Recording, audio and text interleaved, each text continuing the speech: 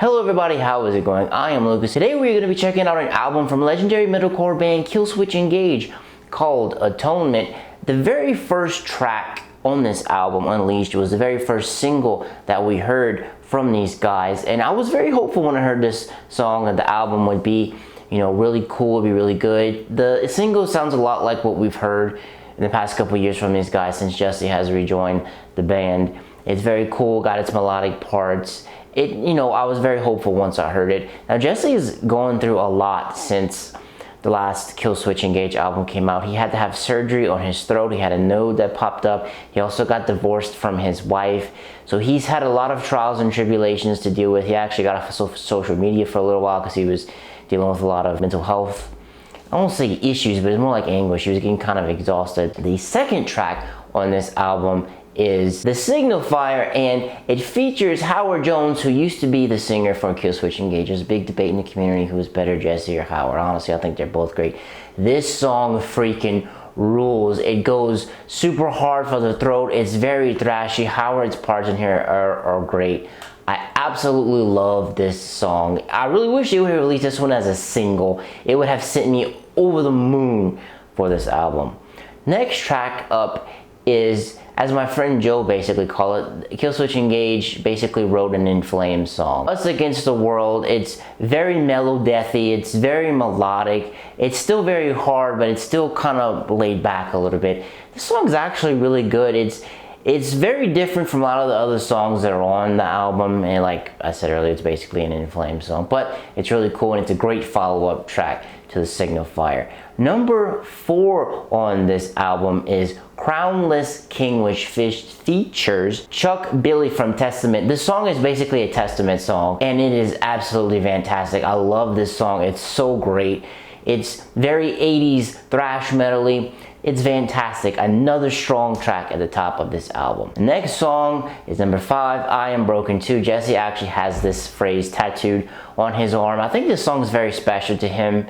I like the lyrics in this song, but this was the second single that we got from the album, and it's one of the weakest songs on the album. I like it the way it is, but it's really short. The chorus hits at like 23 seconds, I believe. The chorus gets here really fast. The song's only 2 minutes and 50 seconds. It feels really short for me. I feel like this song could have been fleshed out a little bit more, and it would have been a little bit better, in my opinion. Next song up is As Sure as the Sun Will Rise. I really like this song because it starts off really violent, and it's really in your face, and then the chorus is very like It's very big, it's very melodic, it's very open, and then right when the verse kicks in, it goes back to being very thrashy. I really love this song. The chorus really gets stuck in your head, and it's very good. Next song, Know Your Enemy. Typical Killswitch Engage song, goes right for your throat, very hard, very good. This is one of the more straightforward, harder tracks on the album. The next song is Take Control. Take Control it's sort of like I Am Broken. It's on that same level for me. It's not my favorite song on here. Not necessarily a weak song, but compared to the other ones, it's just kind of there. It didn't really do a whole lot for me. The next song up is going to be Ravenous. This song is better than Take Control. It elevates things a little bit more, and it's pretty decent, but it's not as good as the final track, Bite the Hand That Feeds. This song actually features a breakdown. At the end of the song, they have this breakdown, and it's It's the only breakdown on the album. It's super heavy. This is a great closing song. It's very thrashy, very in your face. Another thing I forgot to mention while I was going through all the songs, we have a lot of solos. I believe we have like 3 or 4 solos throughout the entire album, which is good. The guys have kind of gotten away from that a little bit. Very good to see them back. And I think this is the first album that the guys, Adam and Joel, used their signature Fishman KSC pickups. I love those pickups, by the way. Just a little lanyard in there for you. I think this is the first album that they've used them on. They sounded fantastic. So, as we've gone through the album, let me give you my final thoughts on it.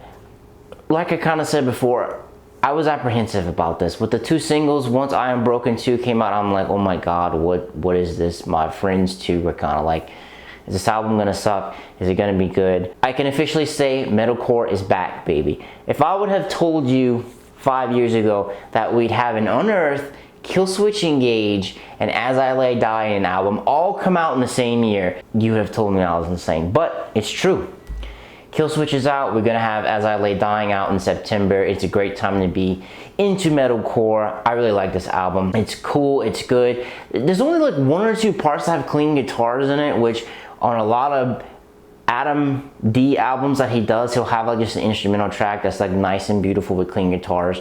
He really didn't have that. There's only like 1 song that has like a little like you know, synthy ambient intro that goes into it. And there's like one or 2 parts with clean guitars, which is cool. It's I guess they just kind of would fit the album well. Now, what rating am I going to give this album overall? I'm going to have to give this album a 4 out of 5. I was kind of apprehensive about it. This album grew on me. So the first couple times I listened to it, I was like, I really wasn't feeling it. I definitely wasn't feeling it in the gym for some reason. I don't know why. But day after, I listened to it again and it grew on me. And the more I listened to it, the more that I liked it. 4 out of 5 is a very good number for me. This album is really good. I don't think it's like in God tier, like As Daylight Dies or The End of Heartache. It's not as, it's like I said, it's not in that epic tier like those. But Jesse, this is the best he's ever been on an album. Oh my God, he brought so much intensity. His voice sounds fantastic. The lyrics are good. Jesse gets an 8A++ for me from this album. But enough about me and my thoughts. What about you? What did you think about this album? Are you happy Metalcore is back? Let me know in the comments down below. But that's me. Gonna have to be out. Peace.